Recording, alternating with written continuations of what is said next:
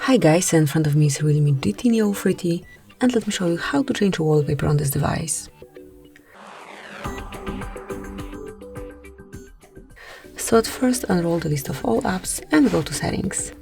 Now find and select personalizations and go to wallpapers.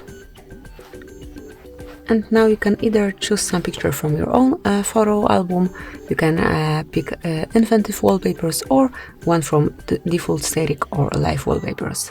Let me pick one from static ones. For example, this one. Obviously here you can pick each of them to see how particular picture looks on the screen. And I will go with this one, then tap on apply and then decide if it's for your lock screen only, just your home screen, or both of them. I will choose both. And that's it. As you can see, it has been done. So thank you for watching. Please subscribe our channel and leave the thumbs up.